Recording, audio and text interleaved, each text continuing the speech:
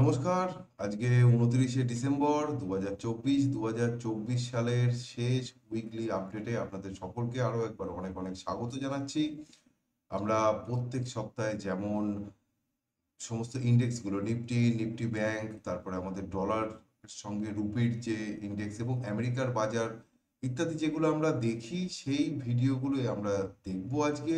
কিন্তু সেগুলো শুধুমাত্র যে উইকলি বেসিসে দেখি তাই নয়, আমরা এই সপ্তাহের ভিডিওতে সেগুলো ইয়ারলি বেসিসেও দেখবো। অর্থাৎ এই বছর 2024 কেমন গেল এবং তার ক্যান্ডেলস্টিক প্যাটার্ন কেমন তৈরি হয়েছে এই সমস্ত ইন্ডেক্সগুলোতে, এবং এর পরের বছরটা কেমন যেতে পারে সেগুলো দেখেও একটা আলোচনা আজকে আমরা করব। তো শুধুমাত্র যে এই ভিডিওটা এই সপ্তাহের জন্য, মানে আগামী সপ্তাহের জন্য তা নয়, এই ভিডিওটা কিন্তু আগামী বছরের জন্য প্রযোজ্য হবে। তো সেই মতো করে আমি আজকের ভিডিওটা বানাচ্ছি। ভিডিওটা কয়েকবার দেখবেন, দেখলে আশা করছি অবশ্যই খুবই ভালো লাগবে। তার কারণ একটা নতুন ধরনের পদ্ধতিও আমরা এই ভিডিওর মধ্যে দিয়ে জানতে পারবো।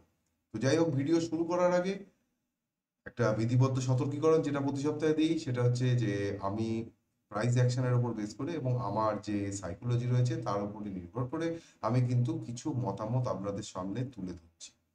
এই মতামতের প্রেক্ষিতে আমি কখনোই বলবো না যে আপনারা ট্রেড করুন, আমার পরামর্শ অনুযায়ী আপনারা কিনুন বেচুন, কিছুই বলবো না। কারণ শেয়ার বাজার খুবই ঝুঁকিপূর্ণ একটা কাজ। এই ঝুঁকিপূর্ণ কাজ আপনি যদি অভিজ্ঞ হন তাহলে করতে পারেন, অথবা যার অভিজ্ঞতা রয়েছে এমন কাউকে সাহায্য নিয়ে আপনি কিন্তু এটা করতে পারেন। তো যেহেতু এটা খুবই ঝুঁকিপূর্ণ কাজ, সেই জন্য আপনাদেরকে অনুরোধ জানাবো কারো সাহায্য নিয়ে করুন বা নিজে শিখে পড়ে কাজটা করুন। তো চলুন আজকের ভিডিও এখানে আমরা শুরু করি। সবার প্রথমেই আমরা যেটা দেখতে চলেছি নিফটি। দেখুন, নিফটির এই যে প্যাটার্নটা এখানটা তৈরি করেছে, এই যে প্যাটার্নটা এখানটা তৈরি হয়েছে, এক্সাক্ট প্যাটার্ন কিন্তু এখানেও তৈরি হয়েছিল। এগুলো খুবই বিয়ারিশ প্যাটার্ন। এরকম ধরনের প্যাটার্ন যেখানে তৈরি হয় এটা খুবই বিয়ারিশ প্যাটার্ন, এবং যেমনটা গত সপ্তাহে বলেছিলাম, যদি এই জায়গাটা কোনো মতে কেটে দিতে পারে তাহলে কিন্তু এই জায়গায় গিয়ে নেক্সট সাপোর্ট পাবে, অর্থাৎ 22,000 লেভেলে গিয়ে নেক্সট সাপোর্ট পাবে যদি 23,700 এই লেভেলটাকে ঠিকঠাক করে কেটে দিতে পারে। তো একটা যথেষ্ট রিস্কের জায়গায় কিন্তু বাজার রয়েছে, যতক্ষণ না এই ধাপ কাটছে ততক্ষণ পর্যন্ত তেমন কোনো ভয় এই মুহূর্তে এখানে দেখা যাচ্ছে না। এবার আমরা যদি এর উইকলি চার্টটাকে দেখার চেষ্টা করি তাহলে দেখতে পাবো উইকলি চার্টে বেশ ভালো রকমের একটা ক্যান্ডেলস্টিক প্যাটার্ন তৈরি হয়েছে। কিন্তু এর আগেও যেমন উইকলি চার্টে একটা বিয়ারিশ ট্রেন্ডের পরে একটা বুলিশ ক্যান্ডেলস্টিকের প্যাটার্ন তৈরি হয়ে একটা বাউন্স এসেছিল, এখানেও একটা সেরকম প্যাটার্ন তৈরি হয়েছে। তো আগামী সপ্তাহে যদি এর নিচে নেমে যায়, সেটা হচ্ছে ওই 23,700 নিচে যদি নেমে যায়, এবং যদি সরি এটা একটু আগে বলা ভুল হয়েছে, 23,400 এই লেভেলটা, 23,700 নিচে নেমে গিয়ে যদি 23,400 পর্যন্ত কেটে নিয়ে চলে আসে, এটা কেটে দিতে পারলে কিন্তু গড়বড় হবে, এতদূর পর্যন্ত নেমে আসার সম্ভাবনা থাকবে। তবে হ্যাঁ, ইন্টারডে বেসিস বা একদিনের ট্রেডে নিচে আসলো পরের দিন উঠে গেল, এরকমও সম্ভাবনা থাকে। সেটা আমাদের আগে আগে ডে টু ডে বিচার করে দেখতে হবে কি হচ্ছে। তো এবার আমরা একবার এর মান্থলি চার্টটা দেখে নিই। মান্থলি চার্ট দেখলে দেখতে পাবো যে গত 3 মাসে একটা ডাউন ট্রেন্ডে কারেকশন হয়েছে, তার আগে পর্যন্ত সেরকম কিছু হয়নি। গত 3 মাসে একটা দুর্দান্ত কারেকশন হয়েছে, যেটা ডাউন ট্রেন্ডের কারেকশন। এই কারেকশন যদি ম্যাক্স টু ম্যাক্স যায় তো এই পর্যন্তই লেভেল আসছে মোটামুটি, যে 22,000-এর আশপাশের লেভেল পর্যন্ত আসছে। এটা মান্থলি চার্টের উপর বেসিসে। এবার যদি আমরা এর ইয়ারলি চার্টকে দেখার চেষ্টা করি তাহলে আমরা দেখতে পাবো, এই দাগগুলো এবার একটু হাঁটিয়ে দিতে হবে।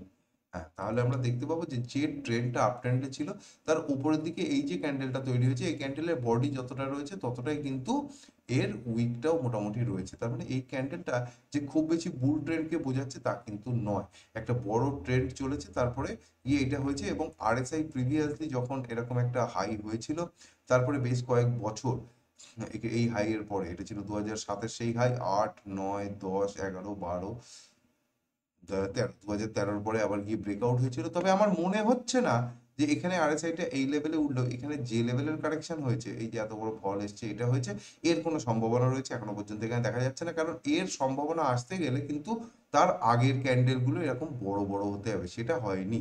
যেহেতু সেটা হয়নি, দেখুন এর আগে উঠে গিয়ে এরকম ধরনের ক্যান্ডেল তৈরি হয়েছিল 2018, তারপরেও কিন্তু আলটিমেটলি ওপরে গিয়েছিল। তো ওপরে বলতে বলা ইয়ারলি ক্যান্ডেল একটা তৈরি হয়েছে ঠিকই, কিন্তু সেটা আর আমরা এতটা গুরুত্ব দিচ্ছি না এই মুহূর্তে। আগামী বছর প্রথম দিকটা একটু মানে এইভাবেই আর কি চলতে পারে, কিন্তু বিরাট যে বড় ফল টল হবে এরকম কিছু কিন্তু মনে হচ্ছে না নিফটিকে দেখে অন্তত। নিফটি ব্যাংক তুলনামূলকভাবে অনেক ভালো জায়গায় রয়েছে এবং সাপোর্টের দাগ তো দেওয়াই রয়েছে, এও কিন্তু একই সেই বিয়ারিশ প্যাটার্ন তৈরি করেছে, তো কাটলে কাটতে পারে। আগে কাটুক, এটা তারপরে আমরা বলবো, দরকার হলে আরেকটা ভিডিও দরকার হলে বানানো যাবে এর উপরে বেস করে। তো এটা যদি আমরা উইকলি চার্ট দেখি নিফটি ব্যাংকের, তো একটা ভালো রকম কনসলিডেশন উইকলি চার্টের বেসিসে হয়েছে এবং যেমনটা আমরা এখানে বিচার করেছিলাম তেমনটা এখানে হয়েছে। এখনো পর্যন্ত এর কোনো বিরাট পরিবর্তন দেখতে পাচ্ছি না। উইকলি চার্টের আরএসআই যথেষ্ট ভালো। মান্থলি চার্ট বেশ অনেকগুলো মাস সেই জুন থেকে একই জায়গায় দাঁড়িয়ে রয়েছে, মান্থলি চার্টে খুব ভালো বোঝা যাচ্ছে। এবং যদি আমরা এর ইয়ারলি চার্টকে দেখি তাহলে আমরা দেখতে পাবো যে ওপরে একটা স্পিনিং টপ মতো বানিয়েছে। হ্যাঁ, আরএসআই যথেষ্ট উপরে রয়েছে ইয়ারলি চার্টে ঠিকই, কিন্তু একটা স্পিনিং টপ বানিয়েছে। এর পরের ক্যান্ডেল থেকে বুঝতে হবে কি, কিন্তু ব্যাংক নিফটির যা প্যাটার্ন রয়েছে তাতে কিন্তু এতেও যে বিরাট বড় কারেকশন কিছু আসছে সেরকম কিন্তু এখানেও দেখা যাচ্ছে না। আপাতত যা রয়েছে ভারতের বাজার ঠিকঠাকই রয়েছে, এটা আমরা বুঝতে পারছি। ইউএসডি আইএনআর দেখুন, চার্টের মজা মনে পড়ছে। আমি আপনাদেরকে বলেছিলাম এইখান থেকে যখন ব্রেকআউট হচ্ছিল, এই যে ট্রায়াঙ্গেলটা তৈরি হয়েছিল এখানে অ্যাসেন্ডিং ট্রায়াঙ্গেল, এই জায়গাটায় তার টার্গেট আসছিল 86 এর আশপাশে। তো 86 এর আশপাশে যখন টার্গেট আসছিল, এখান থেকে এমন একটা ভাব দেখিয়েছিল যে আমি ভেবেছিলাম যে নিচে আসবে, কিন্তু আসেনি, বহুবার ঝুল দিয়ে বেরিয়েছে। 86 প্রায় ছুঁয়ে ফেলেছে, 85 সামথিং দিয়ে দাঁড়িয়েছে। এবং এখানেও নিফটির উইকলি সরি ইয়ারলি চার্টে আমরা যেরকম ক্যান্ডেলস্টিক প্যাটার্ন দেখেছি, এখানে একটা সেরকম ক্যান্ডেলস্টিক প্যাটার্ন আছে। তো আপাতত একটা কয়েকটা সপ্তাহের হয়তো একটা কারেকশন আসলেও আসতে পারে, বা 86টা পার করার পরে তারপরে নামতে পারে। আরএসআই তো অলরেডি ওভারবট জোনে এসে বসে রয়েছে। মান্থলি চার্ট যদি আমরা দেখি, মান্থলি চার্ট দেখবো ধীরে ধীরে এগোচ্ছে, অসুবিধা নেই। এবং যদি আমরা ইয়ারলি চার্ট দেখি তাহলেও দেখবো যে বেগে এখান থেকে উঠেছে, এর বেগটা সেরকম না ঠিকই, কিন্তু তাও মোটামুটি ভালোই বেগ রয়েছে, 45 ডিগ্রি অ্যাঙ্গেলে উঠছে। হ্যাঁ, তো এইটাই হচ্ছে কিন্তু বাজারের সব থেকে বড় সমস্যা। এই ক্যান্ডেলস্টিক প্যাটার্নটা খুব ভালো একটা প্যাটার্ন, এর একটু কারেকশনের জন্য খুব ভালো প্যাটার্ন।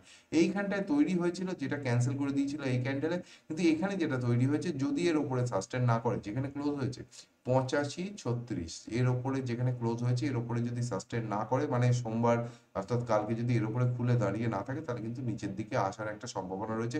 একটা প্রবাবিলিটি এটাও বলছে যে হয়তো গ্যাপ ডাউন হলেও হতে পারে। একবার দেখে নিই 1 মিনিটের চার্ট। হ্যাঁ, 1 মিনিটের চার্ট, 15 মিনিটের চার্ট, এগুলো দেখে মনে হচ্ছে একটা গ্যাপ ডাউন হওয়ার সম্ভাবনা রয়েছে। 15 মিনিটের চার্টে দারুণ রিভার্সাল দিয়েছে, তো একটা গ্যাপ ডাউনের সম্ভাবনা এখানেও কিন্তু আমরা দেখতে পাচ্ছি ইউএসডি আইএনআর। দেখি সেটা হলে তো খুব ভালো হবে, সেটা হলে কিন্তু বাজার ঘুরে যাবে।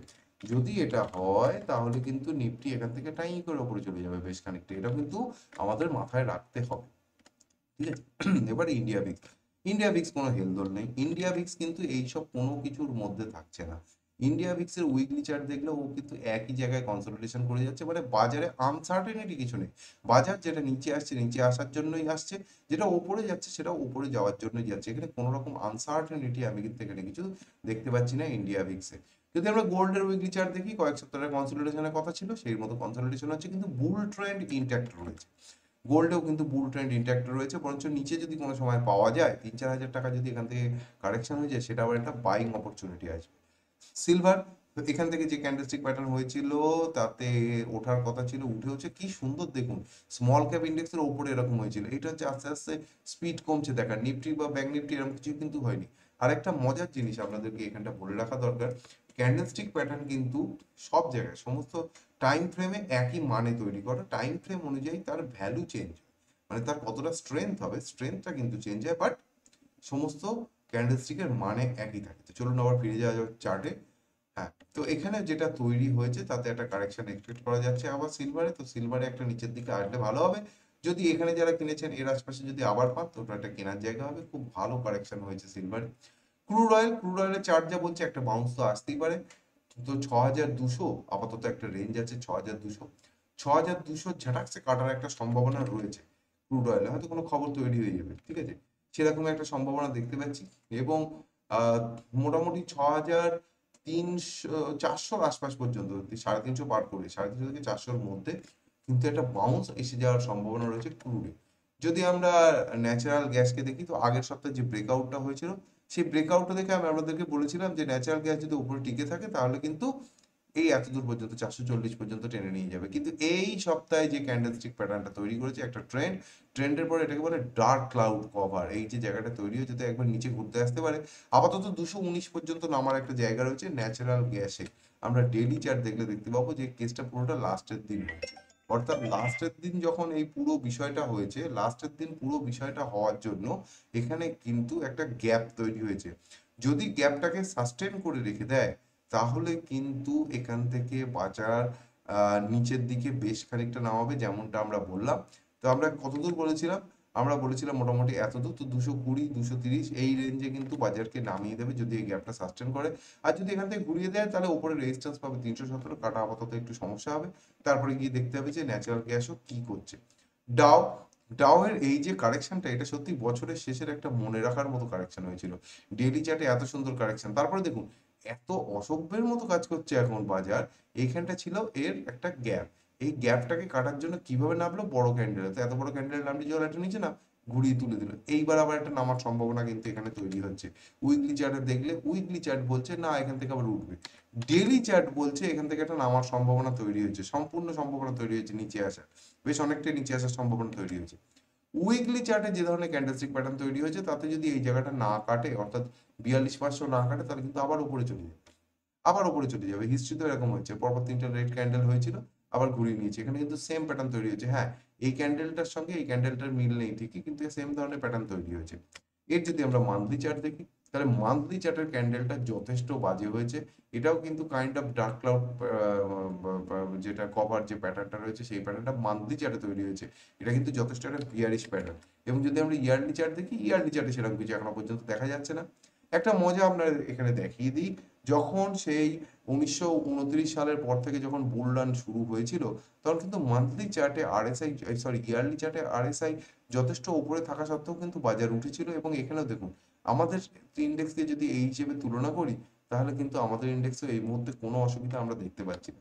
তো নাসডাককে আমরা ইয়ারলি চার্টে শুরু করলাম, তো কোনো ব্যক্তিগত, কোনো পারিবারিক বা কোনো সামাজিক কোনো সমস্যাই যেন নেই এই নাসডাকের কাছে। ঠিক আছে, আমরা এর থেকে বরঞ্চ একটু মান্থলির থেকে ঘুরে আসি। মান্থলি চার্ট দেখলেও মান্থলি চার্টে সেরকম কোনো সমস্যা দেখা যাচ্ছে না। উইকলি চার্ট তো খুব সুন্দর রয়েছে, তাতেও কোনো সমস্যা নেই।